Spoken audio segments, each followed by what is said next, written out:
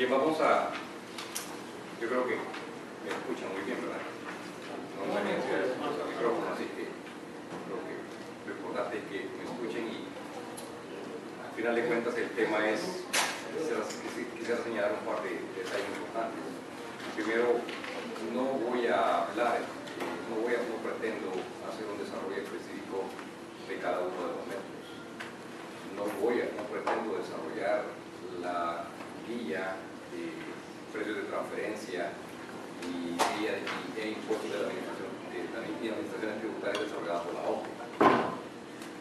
No pretendo desarrollar la guía de orientación tributaria emitida por el Ministerio de Hacienda con relación a lo que tiene que ver con transacciones entre partes relacionadas. ¿Por qué digo esto? Porque ya vi que me hicieron algunas caras, pero tiene un sentido.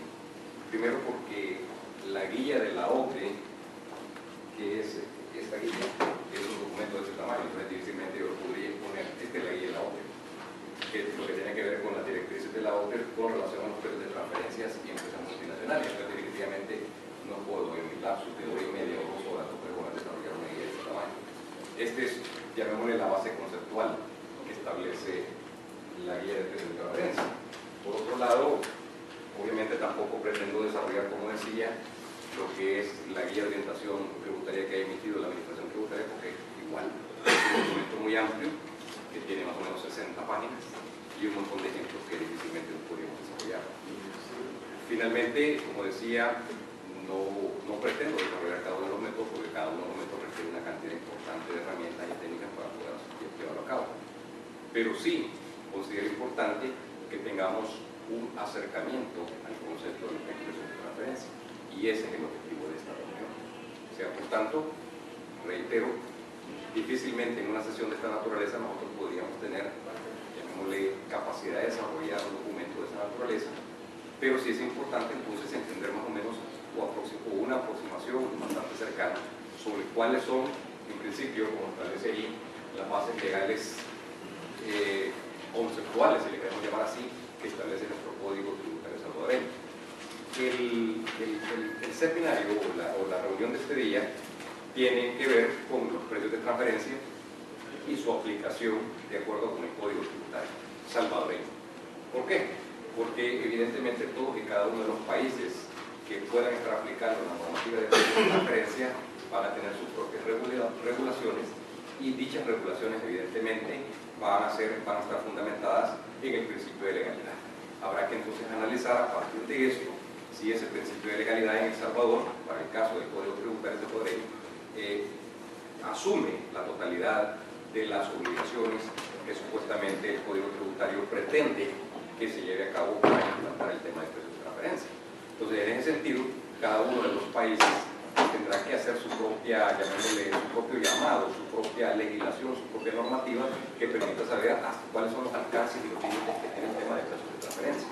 En ese sentido, en el caso salvadoreño, hay ciertas bases legales que son importantes.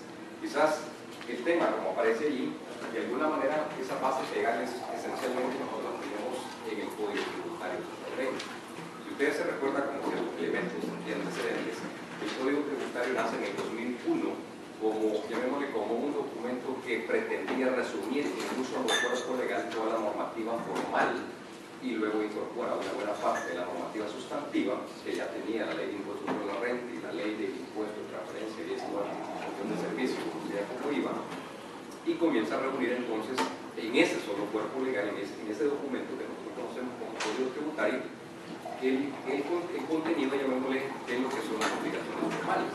Pero, como decíamos, comenzó a derogar parcialmente unos capítulos de la ley de impuestos sobre la renta y parte de la ley del IVA para incorporar la parte también sustantiva. De alguna manera, llamémosle, con ese Código Tributario nacen un conjunto de instituciones. Entre ellas, si ustedes se recuerdan, una de las instituciones más importantes de ese Código Tributario fue el famoso dictamen fiscal, como, llamémosle, si quieren llamarle así, como una copia, como una réplica, como una, llamémosle, nueva normativa que había que aplicar, que en ese momento era México, llamémosle, el país que tenía más avanzado el tema de lo que era el dictamen fiscal. Pero no soy la única institución. Nace, por ejemplo, aquella famosa institución del fedatario. El fedatario, ahora, era otro tipo de institución que se agrega al Código Tributario. En ese sentido, entonces, el Código Tributario aglutina, decimos nosotros, desde el 2001, un conjunto de normativas de tipo legal que pretenden ir regulando e ir, llamémosle, ordenando, si le queremos llamar así, todo lo que era lo relativo a la situación formal de cada uno de los contribuyentes en ese modo.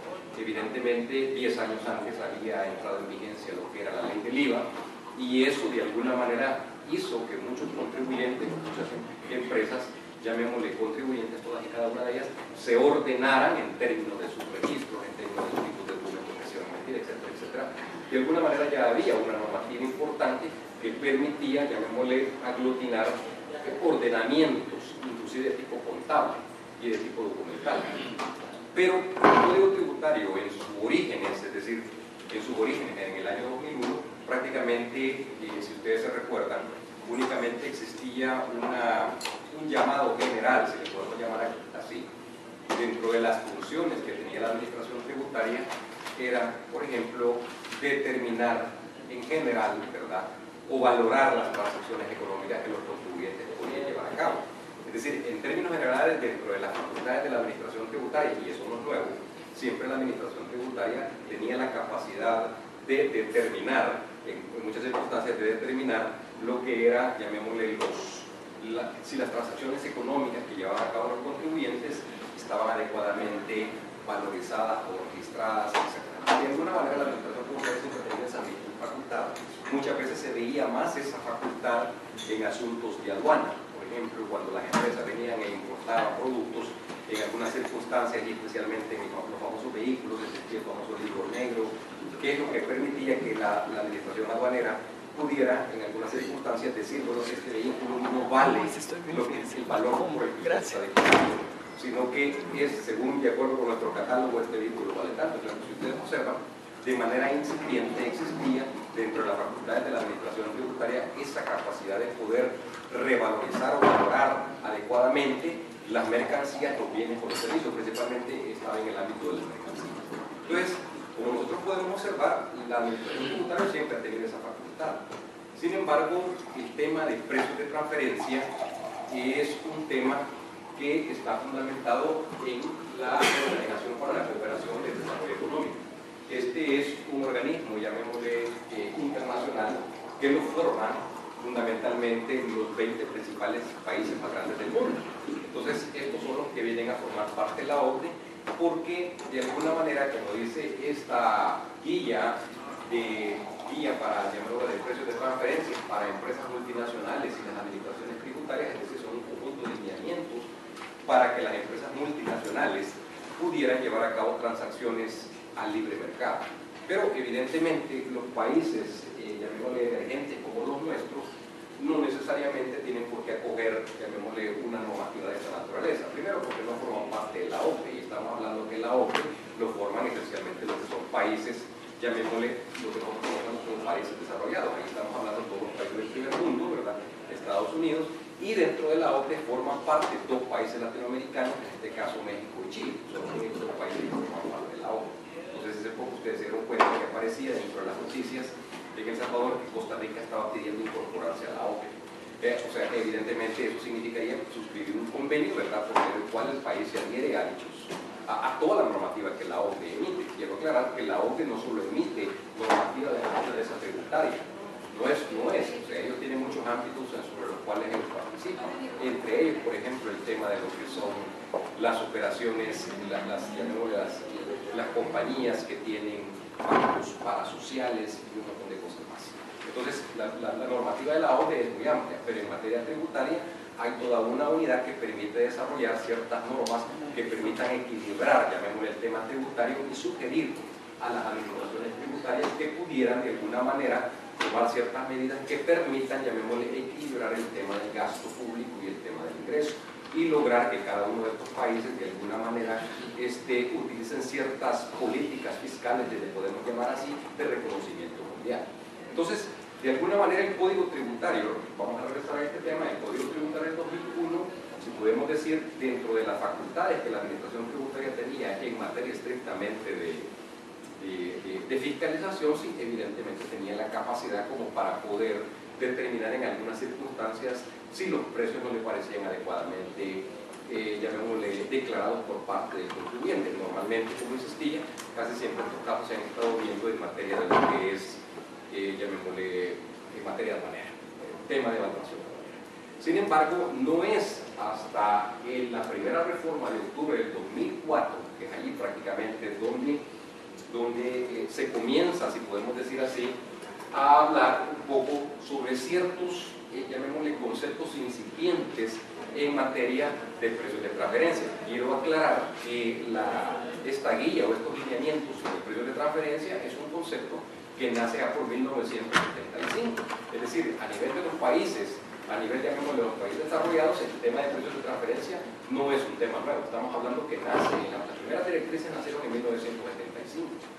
Solo para que hagamos una relación del 75 al 2004, estamos hablando que han pasado prácticamente una cantidad de años suficiente como para que un país desarrollado como nuestro comience a tomar ciertos elementos básicos relativos a lo que son precios de mercado. Y así entonces, en esa reforma del 2004 nosotros encontramos entonces la incorporación del artículo 199A y lo que es el 199B. O sea, uno de ellos era la determinación del precio de mercado, que es el artículo que establece el Código Tributario, y el segundo, evidentemente, qué era el precio del mercado. Eso básicamente son como los primeros elementos que el Código Tributario incorpora para, digamos, para de alguna manera decir que en ese momento comienza a dársele importancia al tema de precios de transferencia. O sea, por supuesto, los países, si lo vemos desde esta perspectiva, los países no necesariamente están obligados a aplicar los lineamientos de la OCDE. Estrictamente hablando, pudiéramos decir que los únicos que están obligados a aplicar los lineamientos de la OCDE son los países que han formado la OCDE, es decir, los 20 países más grandes del mundo. Entonces, en ese sentido, quiere decir que los países que deciden adherirse al tema de precios de transferencia no es más que eso, un proceso de adhesión. Así tenemos el caso, por ejemplo, de Colombia, que tiene precios de transferencia desde hace muchos años. El caso llamémosle de Argentina tiene muchos años atrás el tema de precios de transferencia. Uruguay, Paraguay, todos estos países aplican las normativas de precios de transferencia, pero no por pertenecer a la OCDE, sino esencialmente porque ellos de alguna manera han considerado que dentro muchas veces de las regulaciones internacionales que establecen los países en el tema de negociaciones, señalan convenios internacionales o convenios de doble tributación que exigen que las transacciones económicas se manejen a libre mercado, a precios de transferencia de libre mercado. Entonces, de alguna manera, por eso decía, cuando El Salvador incorpora lo que es la estimación de la base imponible y el precio de mercado, lo que nos estaba en este momento, en el año 2004, que fue la primera reforma del Código Tributario, lo que nos estaba diciendo era que la administración tributaria tenía la facultad de poder estimar la base imponible, y ya lo estaba definiendo dentro del Código Tributario ya como una facultad que la administración tributaria tenía. Y de alguna manera, que era el precio, dar una definición de precio de mercado.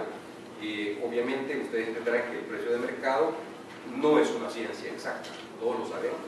Todos los que tuvimos la oportunidad de estudiar el tema de microeconomía nos recordaremos que el precio de plena competencia se basaba en un modelo económico, un modelo de plena competencia, donde se supone que existía una situación determinada donde participaban compradores y vendedores, y estos compradores y vendedores estaban debidamente informados, y sobre la base de que existían muchos compradores y muchos vendedores y ninguno de ellos podía influir en el mercado, sobre la base de ese punto se determinaba un equilibrio y ese era el precio del mercado.